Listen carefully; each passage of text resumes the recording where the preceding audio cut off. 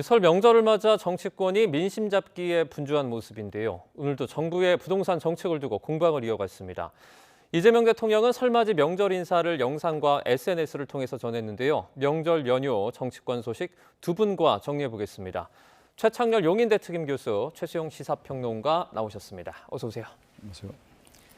네, 먼저 이재명 대통령이 오늘 아침에 영상으로 명절 인사를 전했는데요. 화면으로 만나보시죠.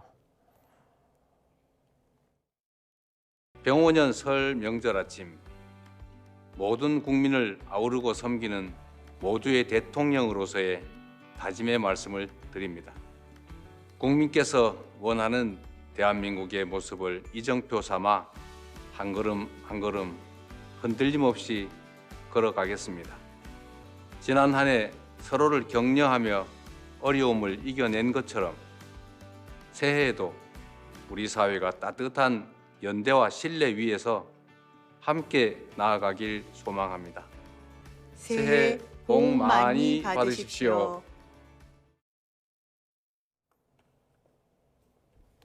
네, 이재명 대통령이 보신 것처럼 설날 인사를 전했는데요. 두 분께 먼저 좀 여쭤보도록 하겠습니다. 오늘 설날 당일이지 않습니까? 올해 그러니까 이재명 정부가 이거 하나만큼은 꼭 좀 했으면 좋겠다. 좀 어떤 게 있을까요? 이거 하나만 꼭 했으면 좋겠다는 게 너무 많아서 네. 하나를 딱 찍어서 말했습니다. 이거 네, 여러 개 좀 말씀해 주셔도 됩니다. 저 근데 우선 정치개혁과 국회개혁 얘기가 너무 안 나와요.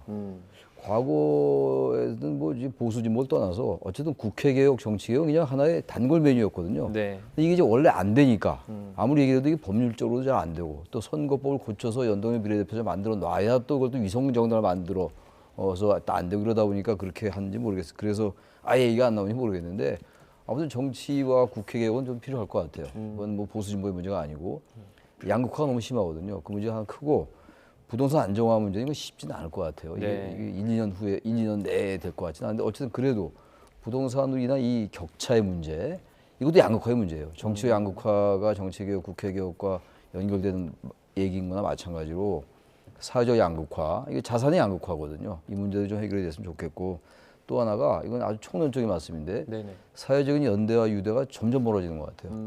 그러니까 뭐 점점 이제 개인들이 이기주의로 빠지고 그럼 우리나라만의 문제는 아니겠습니다만 우리가 좀 심한 거 아닌가라는 생각이 들어요. 제가 뭐 다른 나라의 상황을 다 알 수는 없겠습니다만 점점 더 각박해지는 것 같고 그리고 아무튼 유대 연대라는 것들은 아예 얘기하기 어려운 정도. 그런 것들이 좀 나아져야 되는데 그게 아마 그게 한두 개 제도로 되는 건 아닐 거예요. 이런 것들이 전반적인 양극화의 문제도 해소가 되고 좀 여유들이 생기고 옆을 돌아볼 수 있는 그런 마음의 어떤 공간이 생겨야 되는 건데 그렇지 않은 거예요 지금. 이게 뭐 정권의 처에서 할 수 있는 문제는 아니겠습니다만 그런 바람이 정말 있습니다. 항상 있습니다. 예. 네, 교수님께서 이제 뭐 정치 개혁이나 극단주의 해소, 부동산 문제 이렇게 좀 언급을 해주셨는데 평론가님은 좀 어떤 거 꼽아볼 수 있을까요? 저는 하나만 말씀드리고 싶어요.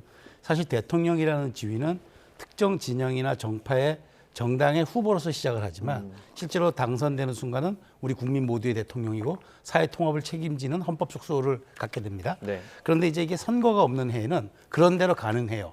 그 국민 모두의 대통령으로서 역할과 그런 사실 사명을 다하려고 하는 것도 있고 지난해 연말까지 어쨌든 이 대통령이 보여줬던 그런 행보들은 통합과 좀 협치에 가까웠다고 보여지는데 문제는 선거가 있는 해예요.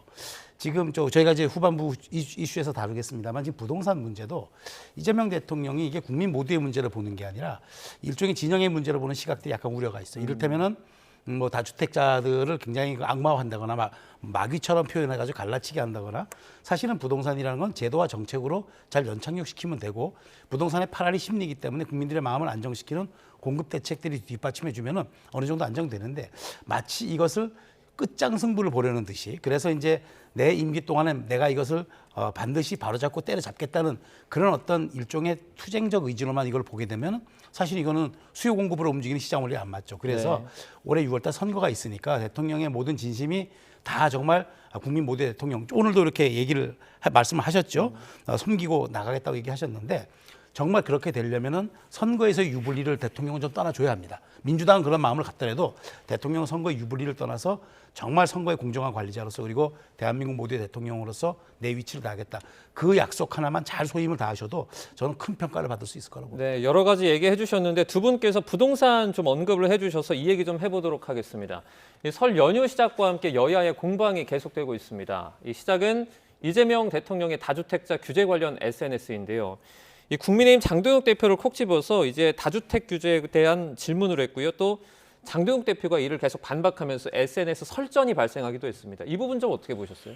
그래서 이게 본질적인 문제는 좀 아닌 것 같은데 다주택자들이 있는 건 좋지는 않잖아요. 네네. 그러니까 이재명 대통령이 정책의 차원에서 다주택자들의 어떤 매물을 내놓게 하기 위한 그런 정책을 계속 얘기하고 있고 상당한 의지를 가지고 있는 거 아니겠어요. 네. 이제 SNS로 얘기를 하면서 계속 이제 이슈를 이제 꺼지지 않게 이슈의 동료가 살려나가는 이런 상황인데 정책과 이제 제도가 뒷받침이 돼야 되겠죠. 근데 이 부분에서 이제 그 뭐 장동혁 대표의 6채가 나오면서 다주택자가 되는 건데 물론 이제 일각에서는 이 6채라고 하지만 뭐 특정 지역에 한 채에 어림도 없다, 뭐 10억도 안 된다 이런 말씀을 하긴 해요. 네. 그러다 보니까 이제 공방이 이렇게 이제 이재명 대통령의 저기 그 퇴임을 하고 나면 분당의 집 문제도 나오고 이런 상황인데 전 특정 개인에 대한 얘기들보다는 네. 좀 일반화시켰으면 좋겠어요. 대통령이 그럼 퇴임하면 갈 곳이 있어야 될 거 아니에요. 근데 그걸 무조건 팔라고 얘기하는 것도 좀 무리가 좀 있다고 보는 것이고, 그러니까 원론적으로 일단 다주택자가 문제가 있다. 그럼 문제의식이 있는 거 아니겠어요? 근데 왜 국민의힘은 자꾸 다주택자에 대한 문제 제기를 자꾸 이걸 갈라치기로 보고 이걸 악마하고 있다고 보는지 모르겠어요. 근데 전 다주택자가 물론 필요에 의해서 주택을 많이 갖고 계신 분도 있겠습니다만 네. 근데 일반적으로 볼 때는 투기적인 그런 요소가 분명히 있잖아요. 거기에 대한 지적을 대통령이 하는 거예요. 이건 특별히 정치로 공격할 게 없을 것 같은데 그 부분을 집요하게 파고드는 것 같아요. 그러다 보니까 이제 장동혁 대표가 6채를 갖고 있으니까 그 말까지 나오게 된 거라서 저는 그 여야가 이 부동산에 대한 공방을 특히 야당이 말이죠. 네. 여권의 특히 대통령의 이런 의지를 좀 보면서 정책이나 이런 것들에 대해서 비판을 해 나갔으면 좋겠어요. 그 공론화가 되고 자꾸 합의를 모색해 나가는 과정이거든요. 왜냐하면 부동산이라는 게 이렇게 하루아침에 해결된 문제가 아닌 거 다 알잖아요, 우리가. 게다가 이게 무슨 공급만 늘린다고 되는 문제도 아닌 것이고 결국 특정 지역의 부동산 가격이 좀 엄청나게 높잖아요. 그거를 우리가 간과할 수 없는 부분이거든요. 사실 지방 같은 경우는 뭐 미분양 아파트가 지금도 많이 있거든요. 공급이 없어가 아니에요. 그러니까 어느 지역에 사람들이 원하는 곳, 이게 이제 나왔던 얘기가 이제 뭐 똘똘한 하체가 나오는 건데 제가 부동산 전문가는 전혀 아닙니다만 아무튼 이 부동산에 대한 것들을 특히 다주택자에 대한 규제 나중에 세금으로도 도입할 수 있어요. 세제도 도입하려면 하는 거죠.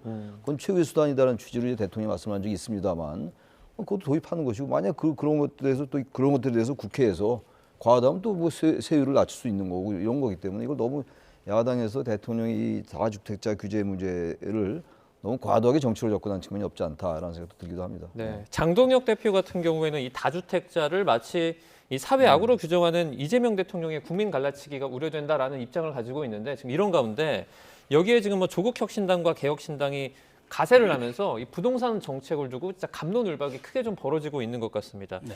지방선거 앞두고 있잖아요. 여론전이 좀 격화하고 있는데 지금 상황 좀 어떻게 보고 계세요? 그러니까 왜 그럴까요? 그러면 이건 벌써 예고 영상인 겁니다. 이번 지방선거에서 부동산 이슈가 가장 첨예하게 등장할 거라는 일종의 이제 시그널인 거죠. 네네. 예고 영상이라고 좀 보는데 그러니까 지금 벌써 집중을 하는 겁니다. 화력들을.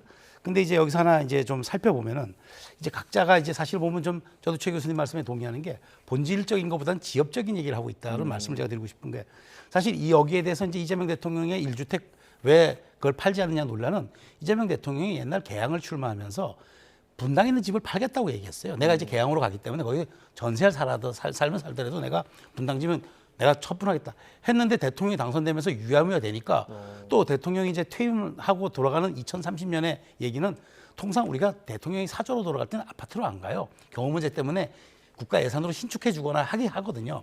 그러니까 국민의힘의 입장은 대통령의 말이 조금 진정성을 갖거나 솔선수범화하려면은 그 집이 나중에 재건축해서 팔렸을 때는 시세 차익이 50억에 가까울 수도 있다는 얘기가 있으니까 그런 걸 솔선수범하는 모습을 보이면 부동산 시장에 시그널 줄 게 아니야 이렇게 하는 거고 그러다 보니까 민주당은 아니 장동혁 대표는 6채나 되지 않느냐라고 하면서 본질을 벗어난 사실은 지금 이제 말하자면 논쟁이 있는 거죠. 그러다 보니까 이제 조국혁신당, 개혁신당 가세하면서 나름대로 부동산 정책에 대한 얘기를 하는데 저는 이 문제는 이렇게 봅니다. 지금 사실 대통령의 말씀이 힘을 가지려면 결국 이거는 여당이 입법으로 해줘야 돼요. 보유세든 양도세든 세제 개편으로 해줘야 되는 거고 공급을 하려도 여당이 거기 주민을 설득하거나 해서 공급을 법으로 규정해줘야 돼요. 근데 대통령 저렇게 매일 SNS에 글을 올리는데 민주당은 지금 23개 법안, 부동산 관련 법안 가운데 4개밖에 지금 처리 시도를 안 하고 있어요. 그러다 보니까 이거 그냥 대통령의 일종의 레토릭 아니냐라는 얘기가 나오는 거예요. 결국 말에서 집이 공급되는 게 아니라 제도가 정책 속에서 수요 공급이 맞아지는 거지 대통령이 말 한마디 공급이 된다? 그럴 리는 없어요. 그래서 이제 대통령이 갖고 있는 부동산 시장 진화의 진위는 알겠는데 자 그럼 이걸 어떻게 할 것이냐의 문제는 정치권이 풀어야죠. 그 얘기를 지금 각 당이 하고 있는 거라고 저는 생각합니다. 네, 이재명 대통령이 SNS 하는 부분도 잠깐 언급을 네. 해주셨는데 부동산 이슈 관련해서 대통령이 직접 이렇게 SNS로 소통하는 거 좀 어떻게 보세요? 저는 아주 당연하다고 봐요.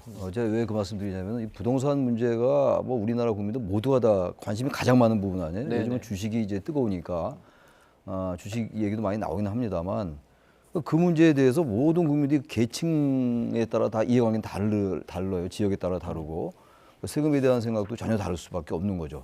모든 정책이라는 게 제도도 그렇고 수혜 계층도 있고 그 정책이나 제도로 인해서 또 손해보는 계층도 있기 마련이에요. 그래서 어쨌든 대통령이 이 문제에 대해서 집요하게 얘기를 하고 있는 거예요. 거기서 국회가 뒷받침을 해야죠. 근데 지금 국회가 거기에 대해서 뒷받침을 잘 못하고 있는 건 분명해 보입니다. 최근에 이재명 대통령도 국회 입법 속도가 늦다 이런 말씀도 했단 말이에요. 네네. 그러니까 저는 그래서 SNS에 대해서 이런 글을 올리는 게 왜 나쁜 건지 도저히 모르겠어요. 아니 정치인들이 SNS에 글 많이 올리잖아요. 네네. 그 이제 SNS에 글을 쓰면 그게 이제 레거시 언론에도 나오고 그게 자신의 입장 표명이 되는 거 아니에요. 과거에는 기자회견을 한다든지 여러 가지 이제 방식을 통해서 했는데 요즘 그렇지 않단 말이에요. 페이스북이나 SNS 통해서 하거든요. 그 대통령 하면 안 되는 이유가 도대체 뭡니까? 난 그게 이해가 좀 안 가요. 전 새벽에 한다는 걸로 또 문제 삼는 사람도 있더라고요. 아니, 새벽에 글을 올릴 수 있잖아요. 근데 과거에 이제 없던 행태니까 얘기들을 하는 것 같은데 전 대통령이 SNS에 글을 올려서 자신의 정책적 의지를 피력하고 이 이슈의 동력을 계속 가져가려 하고 그러면서 부처가 거기다 또 연구를 할 수 있고 저는 말하자면 대통령제에서의 대통령은 이슈의 의제 설정자예요. 의제 설정을 하고 있는 겁니다 지금. 근데 이게 왜 문제가 되는지 전 개인적 이해가 안 가요. 네, 이 부분에 대해서는 평론가님 뭐 네. 같은 의견을 갖고 계십니까? 아니면 아니 의견이- 전 다른 의견이 네네. 왜냐하면 SNS 정치할 수 있죠. 뭐 트럼프도 사실은 뭐 거의 SNS 정치를 합니다. 그런데 이 대통령 단임제 하에서 대통령의 말은 일종의 최종 상태의 의미를 갖습니다. 그런데 이제 대통령이 먼저 규정을 해버리면은 관료 사회라든가 복지부동하거나 상명하복이 있는 조직들은 따라오지만 공론의 장은 막혀버려요. 대통령이 이미 이렇게 방향성 설정하고 난 이렇게 생각해요라고 규정을 해버리면 우리 그 논의라든가 공론의 장이 더 앞으로 나아갈 수가 없어요. 그래서 저는 그 폐해를 얘기하는 게 대통령이 의제 설정하죠. 어젠다 세팅 능력이야말로 정치 지도자가 가져야 할 가장 큰 덕목입니다. 그런데 대통령이 논쟁적 사안에 대해서 이미 규정을 하거나 결론을 지어버리면 이 논의가 제대로 진행이 안 되고 여권은 추종하거나 관료 사회는 거기에 따라갈 수밖에 없는 거예요. 그다음에 야권은 여기에 대해서 일종의 그것에 대한 어떤 순기능적인 어떤 토론의 측면이 아니라 일단 반박하고 봐야 되는 일종의 대립 구도가 형성이 되는 거죠. 과연 이게 옳으냐. 그러니까 한두 마디 하는 건 괜찮고 쭉 이어서 일관된 기조로 부동산에 얘기하는 건 괜찮아요. 아, 저런 의지가 있구나를 보여주는 건 좋은데 근데 이걸 끝까지 그걸로서 승부를 걸겠다? 제가 아까 말씀드린 대로 말하면 집이 공급됩니까? 세제 개편 법안으로 해야 되는 겁니다. 그러니까 그런 측면에서 대통령이 힘을 보이는 건 좋으나 선도하는 능력과 그것을 규정하는 그 최종 결과는 다를 수 있다. 그 점에서 조금 신중할 필요가 있다는 말씀을 드리는 겁니다. 이면서도 들어요. 이제 그런 그 지금 현재 우리 최수영 평론가님 비판을 일관되게 지금 하고 있거든요. 특히 야당에서. 네네. 근데 그러면 이따 뭐 말씀이 나올지 모르겠는데 지지율은 왜 오르는 겁니까 도대체? 정말 그게 문제가 있다면 국민들이 거의 판단할 거 아니에요. 네. 물론 거기서 이제 긍정평가하는 분도 있고 이제 부정평가하는 사람도 있겠습니다만 전반적인 추세는 일단 대통령 지지율이 견고해요. 그 설명이 잘 안 돼요. 그게 정말 문제가 있고 대통령으로서 너무 이제 SNS에 남발을 해가지고 문제가 된다면 아마 국민들의 여론이 안 좋아질 수밖에 없기 때문에 그렇지 않잖아요. 하나의 추세 같은 게 형성되어 있는 거 아닙니까? 거기 좀 야당이 답을 했으면 좋겠어요. 네. 저도 짧게만 말씀드려도 네네, 괜찮을까요? 말씀하십시오. 그 제가 보기에 대통령의 지지율 그다음에 여당의 지지율이 약간 격차가 나는 거는 일종의 디커플링 나는 거는 착시 효과 때문이에요. 그러니까 대통령은 선한 일을 하고 민주당은 그 선한 일을 방관하는 사람 정도로 국민에게 지금 프레이밍화돼 있다는 거예요. 그러니까 대통령은 좋은 의제만 계속 SNS에 올리고 여당은 오히려 논쟁적 그런 법안들 그다음에 갈등적인 그런 구조들만을 계속 하다 보니까 국민들은 대통령은 선한 사람 그다음에 여당은 거기에 대해서 따라가지 못하는 사람을 집단으로 보는데 중요한 건 정부 여당이 원래 한 몸이라는 겁니다. 정부 여당은 동일하게 심판받습니다. 그런 측면에서 지금은 착시 효과가 있을 수 있으나 결국 대통령의 그런 수많은 말씀들이 힘을 갖기 위해서는 여당의 입법이라든가 제도가 뒷받침될 수밖에 없는데 그게 지금 탈동조화가 나고 있는 점들도 여권은 심각하게 고민해 볼 필요가 있다는 말씀을 드리겠습니다. 네, 뭐 대통령의 SNS를 활발하게 하는 그 어떤 행위를 두고 이제 뭐 아젠다 세팅, 의제 설정에 도움이 되냐 마냐 이 부분에서는 좀 이견을 가지고 계신 것 같습니다. 네네. 자, 이번에는 저희가 그 명절 직전에 국회 얘기도 좀 해보도록 할게요. 국회에서 이번에 그 명절 직전이죠. 여당 법사위의 사법개혁안 일방 처리 때문에 국회가 파행되기도 했었거든요. 어떻게 보면 국회가 제대로 굴러가지 않는다라는 그런 좀 느낌을 좀 받긴 하는데 이 부분은 좀 어느 쪽에 책임이 있다 좀 보십니까? 일단 그 약속을 했잖아요. 여야 대표, 대통령이 만나기로. 그 약속을 일방적으로 파기한 거예요. 그 오찬 예, 말씀하시는 예, 거죠? 오찬, 예. 네네네. 그리고 거기 지금 사법개혁안이 그렇게 오찬을 파기한 이유가 제가 그 말씀드린 이유는 지금 사법개혁 말씀하셨잖아요. 사법개혁안 때문에 그렇다고 얘기하고 있는 거거든요. 뒤통수를 이제 치는 거 아니냐 이런 식의 취지로 비판을 했단 말이에요. 그러면서 네네. 이제 오찬을 안 간 거란 말이에요. 그렇다면 그 부분에 대해서 여야가 생각이 다르잖아요. 그걸 대통령 앞에 따질 수 있잖아요. 가서. 왜냐하면 대통령과의 만남도 그렇고 우리 사인 간의 만남도 웬만하면 연기 잘 안 하잖아요. 웬만하면 정말로 아프거나 이러지 않으면 저 같은 경우는 그래요. 특별한 경우 아니면 연기나 취소를 안 한다고요. 더군다나 이건 얼마나 만나기 힘들었어요. 네네. 야당 대표가 뭐 영수회담도 이거 영수회담은 아니었습니다만 네네. 영수회담을 또 제안도 했었고 그런 상황에서 어좁쌀이 어쨌든 만나게 된 거잖아요. 그럼 일단 만나는 모양새 자체도 국민들에게 안심을 줄 수 있다고요. 뭔가 자꾸 양극화된다는 지적은 다 하고 있는 거 아닙니까?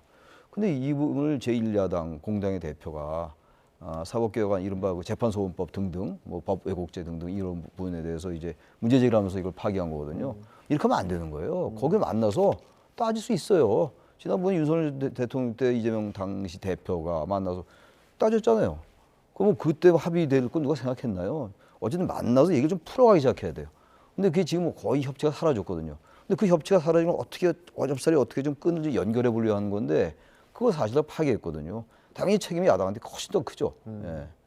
자, 지금 이런 가운데 설 연휴 직전에 방송 3사가 이제 의뢰한 여론조사에서 이재명 대통령의 국정 지지율이 60% 이상으로 나타났습니다. 공통적으로 좀 높은 지지율이 나타나고 있는데 조금 전에 잠시 언급을 해주시긴 했는데 네. 이 부분 좀 자세하게 설명해 주시죠. 그러니까 그런 거죠. 대통령은 조금 전에 이제 이를테면은 양당 대표 회동에서 대통령 중재자의 모습을 선한 역할을 담당하고 결국에는 이제 악역을 담당했던 건 장동혁 대표. 그다음에 문제를 일으켰던 정청래 대표 이렇게 이제 귀책 사유가 주어지는데 좀 거기서 제가 한 말씀 잠깐 드리면은 네. 장동혁 대표가 정말 개인적인 이미지, 정치적 소득을 생각했다면 가는 게 맞았을 거예요. 아, 다시 오찬으로 넘어가신 거죠? 그렇죠. 예, 그 예, 얘기를 제가 잠깐 아까 말씀 안 주셔서 네네. 또 잠깐 드리면은 장동혁 대표 입장에서는 대통령과 마주보는 1대1 구도가 선거 구도상도 그렇고 본인의 정치 입지상 나쁘지 않아요. 근데 왜 그랬을까요?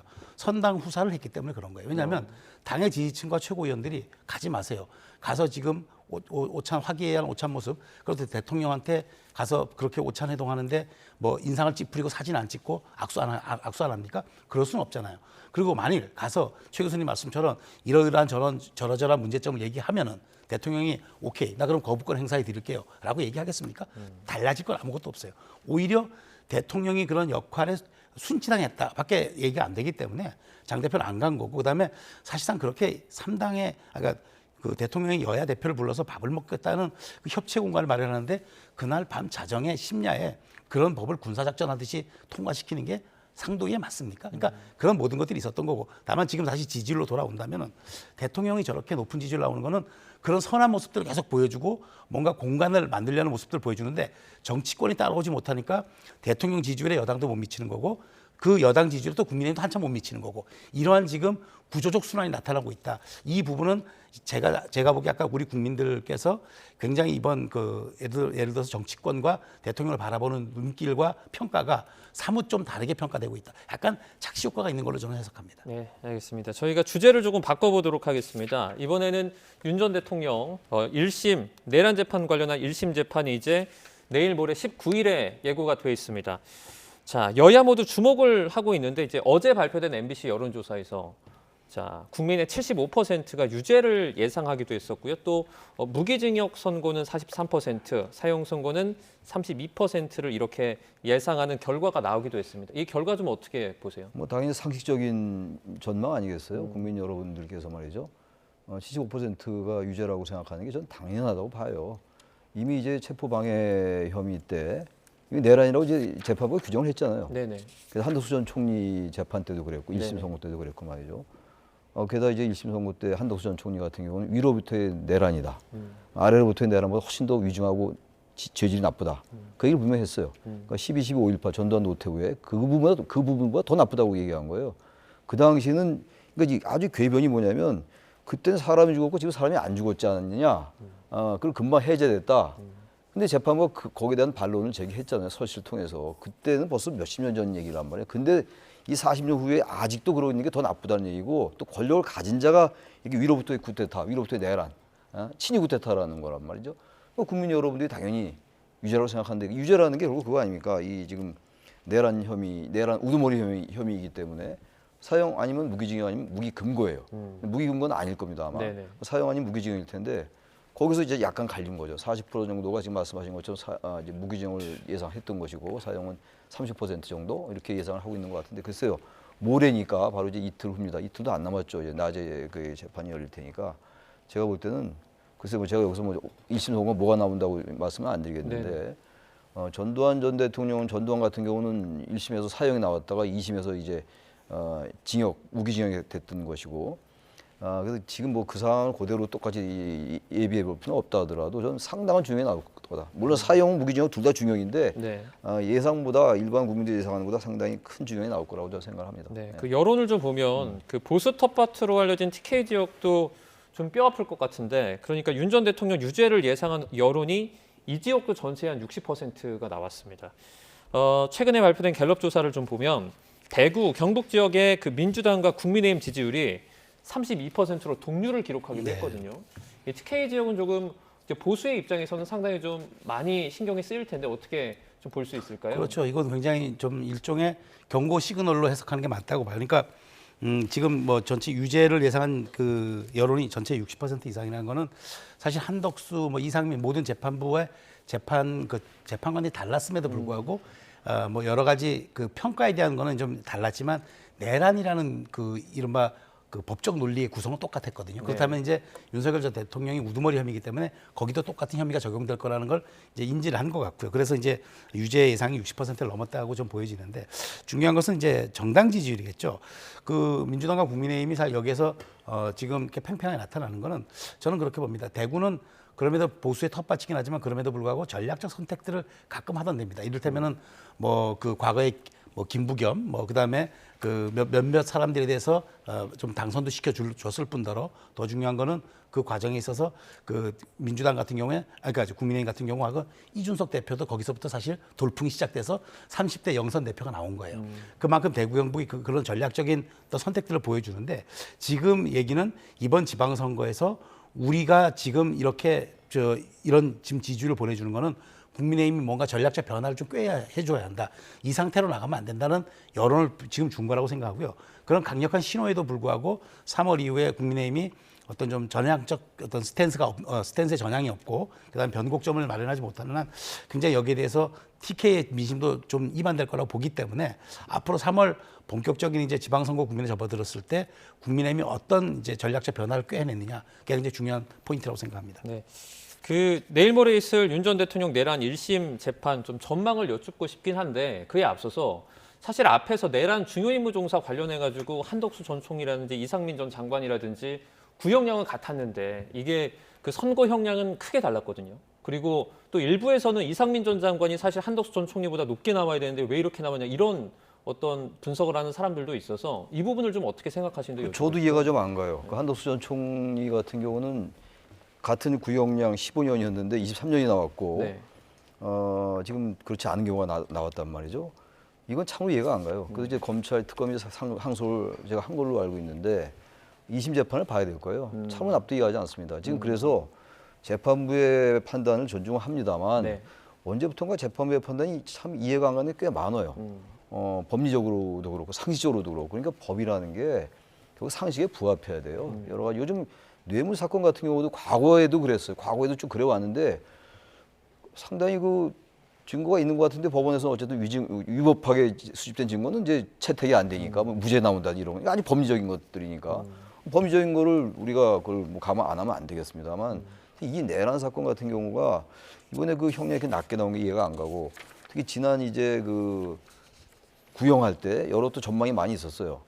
사형을 구형할 거냐, 사형을 구형하지 않을 거라는 전망도 많이 있었는데 저한테 사형 구형할 거라고 말씀드린 적이 있어요. 네네. 사형 구형했는데 모르겠어요. 1심 재판은 저는 사실 모르겠어요. 지기현 재판부가 뭐 하나의 좀 편견인지 모르겠으나 그동안 보여왔던 행태를 볼 때는 사형이 안 나올 수도 있는데 저는 사형 가능성이 충분히 있다고 생각해요. 2심 선고가. 물론 그래도 2심도 있고 대법원 판결도 있는 거니까 그런 생각이 좀 들기도 하고. 네. 아무튼 간에 지금 이 모레란 말이에요. 그러니까 그동안 쭉 재작년 12월 3일 날 그 불법 개헌 이후에 여러 그 뭐 법꾸라지 같은 행태도 많았고 지금도 지금 윤어게인 한 사람들은 지금 도저히 법리적으로나 상식적으로나 합리적으로나 말이 안 되는 논리를 피우고 있거든요. 아마 그 재판이 모레 열리면서 하나의 그 변곡점을 찍을 것이다라고 생각합니다. 네, 같은 질문 좀 짧게 드릴게요. 네, 저는 이제 한덕수 전 총리에 대해서 이렇게 중형이 나온 거는 간단합니다.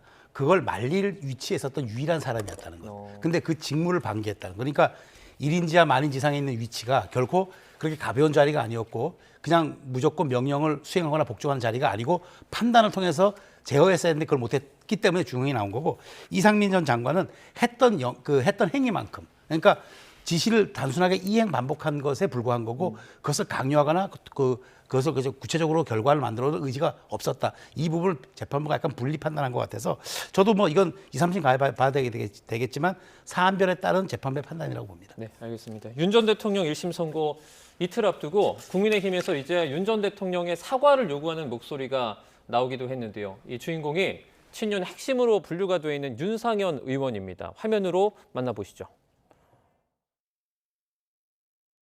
12.3 비상계엄에 대한 형식적인 사과만으로는 충분하지가 않습니다. 지난 정부에서 무엇을 잘못했는지 냉정하게 성찰해 봐야 합니다. 윤석열 전 대통령께도 말씀드립니다. 법적 판단은 사법 절차에 맡기더라도 국정 운영 과정에서 빚어진 혼란과 분열에 대해 대국민 사과로 국민의 마음을 보담아 주어야 합니다. 네, 친윤계 핵심에서 잇따라 윤 전 대통령의 반성을 요구하는 목소리가 나오고 있습니다. 이건 평론가님께 먼저 네. 여쭤볼게요. 어떤 배경으로 보세요? 지금 윤 전 대통령 선고가 지금 이틀 앞으로 다가왔잖아요.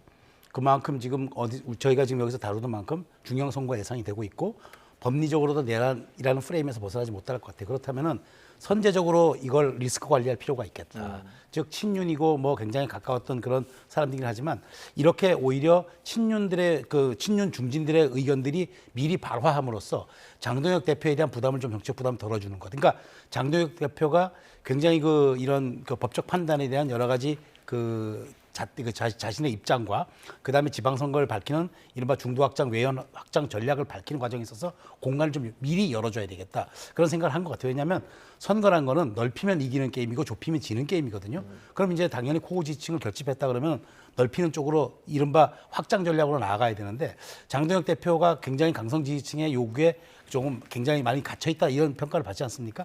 중진들의 이런 목소리들이 한두 번 나옴으로써 장 대표가 취할 수 있는 정치적 공간을 조금 선택지를 열어주는 그런 리스크 관리 차원이라고 저는 생각이 됩니다. 네, 뭐 전략적인 선제 조치다 이렇게 또 분석을 해주셨는데 그러면서 동시에 이제 사과는 요구를 했지만 전륜 프레임은 자기랑 뭐 거리가 있다 이렇게 지금 말을 하고 있어요. 그러니까 앞뒤가 잘 안 맞는 얘기예요. 형용 모순이 바로 이런 걸 형용 모순이라고 그래요. 윤상현 의원은 말이죠. 작년 1월 달이죠. 네. 재작년 12월 3일 불법 개엄이었고 작년 1월 달에 뭐 윤 의원만 그랬던 건 아니죠. 국민의힘의 많은 중진 의원들이 뭐 우리 알고 있는 거 아닙니까? 뭐 누구라고 말씀은 안 드리겠습니다만 한남동 관저에 몰려와서 했던 일이 있잖아요. 체포 절대 집행하면 안 된다라는 거. 윤 의원은 일단 그것부터 사과를 해야 돼요. 일단 그걸 하나 말씀드리고 그다음에 지금 국정 운영 과정에서 빚어진 혼란과 분열에 대해서 대국민 사과로 국민함을 보듬어줘야 된다 하면서 또 저류는 안 된다. 네. 저류는 해야 돼요. 그리고 완전히 제명시켜야 되고 윤석열 전 대통령을 제명시키고 한동훈 전 대표는 제명하면 왜 제명을 못합니까? 그러니까 탈윤, 절윤 말만 할 게 아니라 윤호객인가 우린 딱 끊겠다고 얘기해야 됩니다. 제가 또 여러 번 말씀드렸는데 그거를 빼놓고 아무리 얘기를 해봐야 진위를 알 수가 없어요. 지난번에 김민수 최고위원 같은 경우도 윤호객인 하면 안 된다는 말씀을 했다가 바로 말을 또 바꿨어요. 그게 제가 볼 때 이분들의 전 그 본질인 것 같아요. 제 느낌에. 그래서 이러한 얘기가 별로 설득력도 없고 진정성 또한 당연히 없다라고 보여집니다. 네, 지금 지방선거를 얼마 남기지 않고 장동혁 지도부의 노선 변화에도 정말 관심이 집중되고 있는데 장동혁 대표가 윤 전 대통령 1심 선고 이후에 노선을 명확히 밝히겠다 이렇게 말을 했거든요. 이건 좀 어떻게 바라보십니까? 그렇죠. 당연한 거죠. 그러니까 이른바 전략적 허용 전략을 저는 이제 쓰는 거죠. 왜냐하면 한 장 대표의 이 같은 행보를 놓고 보면은 코지층을 굳힌 다음에 최대한 외연으로 확장하겠다. 즉 굳힌 다음에 뻗기 전략을 하겠다는 생각 같은데 아마 지금 이어졌던 뭐 장동혁, 한동훈, 김종혁, 배현진 의원들에 대한 뭐 지금 여러 가지 징계 문제가 아마 마지막에 어떤 코어 지지층의 그 굳히기 전략의 마지막 같은 수순이고 이제부터는 앞으로 나가죠. 제가 아까 말씀드렸지만 경선이라는 거 당내 행사들이야 지지자들의 최대 동원하면 되는 거지만 본선 즉 전국 단위 선거는 관전자들 국민들을 누가 최대한 끌어들이냐의 승부가 갈리거든요. 그렇다면 답은 간단하다. 아마 그것이 이제 변곡점이 2월 19일이 될 것이다라고 보는데 장 대표가 명절에도 굉장히 그 메시지를 구상하겠다고 한 만큼 이러저러한 지금 안팎의 이야기들이 굉장히 아마 장 대표의 선택지를 넓히는데 저는 좀 도움이 될 거로 생각합니다. 마지막으로 그 윤상현 의원이나 장동혁 대표의 이렇게 방금 말씀해주신 그런 어떤 전략 같은 부분은 좀 어떻게 긍정적으로 평가하십니까? 이거 전략이 글쎄 그게 행동으로 옮겨져야 돼요. 실천으로 옮겨져야 되고 네. 그런 말은 수탁이 많이 나왔잖아요. 제가 아까 말씀드린 게 그런 거예요. 저륜 탈원을 말로만 할 게 아니고 근데 저륜도 안 하겠다는 거 아닙니까 지금. 애매한 얘기를 하고 있다고요. 그러니까 장동혁 대표도 위기의식을 느끼겠죠. 이렇게 해서는 완전히 참패할 테니까 지방선 그거 모를 정치인이 어디가 있어요. 근데 그러면서 말은 아주 애매하게 하고 있다고요.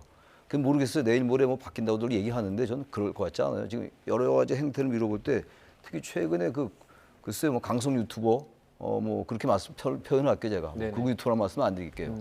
그분들한테 휘둘리는 면도 없잖아 있는 것 같고 이번에도 여러 가지 행태를 볼 때 그렇기 때문에 그게 행동과 실천으로 바뀌고 완전히 진짜 윤호개인이나 부정선거 음모론자들하고 관계를 끊었구나라고 할 때 진정성이 느껴져요. 그렇다면 전부 선거 전략용 진정성이 없는 그런 말로밖에 안 들린다. 그렇게 생각합니다. 네, 알겠습니다. 오늘 두 분과는 여기서 인사드리도록 하겠습니다.